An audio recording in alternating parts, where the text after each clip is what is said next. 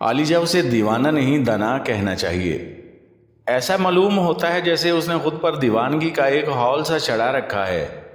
وہ دانش مندی میں اچھے بھلے ہوش مندوں کو مات دے دیتا ہے۔ ہم نے اس کی بہت نگرانی کی ہے مگر کوئی ایسی بات نہیں دیکھی جس پر گرفت کی جا سکے۔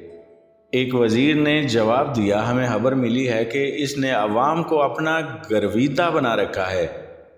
لوگ اپنی مشکلیں لے کر اس کے پاس جاتے ہیں۔ ہارون نے ناگواری سے کہا، آپ نے بجا فرمایا ذل سبحانی، یہ حقیقت ہے کہ وہ لوگوں کے کام آتا ہے اور بڑے عجیب انداز میں ان کی مشکلیں حل کرتا ہے۔ اگر اجازت ہو تو میں بغداد کے سوداگر کا قصہ بیان کروں جس کی مشکل بہلول نے آسانی سے حل کی ہے۔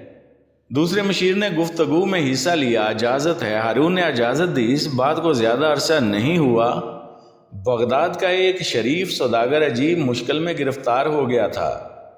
وہ بہت کم منافع پر مال بیچتا ہے، اس لیے شہر میں ہر دل عزیز ہے۔ اس کا ایک کاروباری رقیب جو یہودی ہے اس سے حسد کرتا تھا اور موقع کی طاق میں تھا کہ سوداگر کو کوئی نقصان پہنچا سکے۔ وہ شہر میں سود پر روپیہ بھی چلاتا تھا۔ کچھ مدت گزری، اس شریف سوداگر کو روپے کی ضرورت آن پڑی۔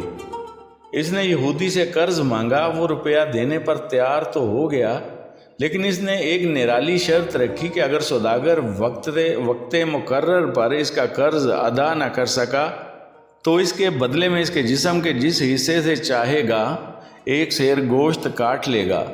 سوداگر مجبور تھا، اس کی عزت پر بنی تھی۔ اس نے مجبوراً شرط مان لی اور پکی دستاویز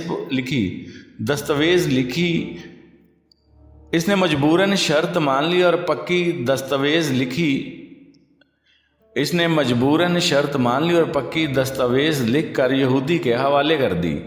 اتفاق ایسا ہوا کہ وہ سوداگر وقت مقرر پر قرضہ ادا نہیں کر سکا تو یہودی نے فوراً عدالت میں مقدمہ دائر کر دیا۔ کیونکہ اس کے پاس سوداگر کے ہاتھ کی لکھی ہوئی دستاویز موجود تھی، اس لیے قاضی کو فیصلہ یہودی کے حق میں ہی دینا تھا، مگر وہ آج کل پر ٹالتا رہا کیونکہ اسے معلوم تھا کہ یہودی سوداگر کا سخت ترین دشمن ہے۔ وہ اس کا ایسا عضو کاٹنا چاہتا ہے جو اس کی موت کا باعث بن جائے۔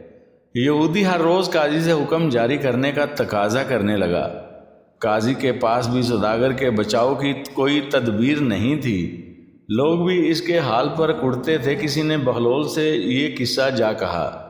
اس نے آؤ دیکھا نہ تاؤ اپنی گڈری اٹھا کر کندھے پر ڈالی اور قاضی کی عدالت میں جا پہنچا اور قاضی سے بولا، قاضی جی کیا آپ مجھے اجازت دیتے ہیں میں انسانیت کے ناطے اس سوداگر کی وکالت کروں؟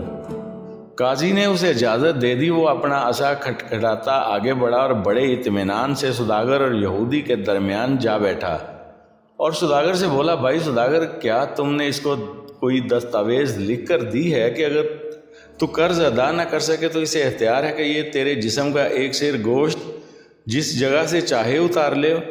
مجھے اس سے انکار نہیں۔ وہ ٹھنڈی سانس بھر کر بولا۔ پھر یہ بہلول یہودی کی طرف متوجہ ہوا، کیوں بھائی، کیا یہی دستاویز لکھی گئی تھی کہ تم اس کے جسم سے ایک سیر گوشت جہاں سے چاہو گے کاٹ لو گے؟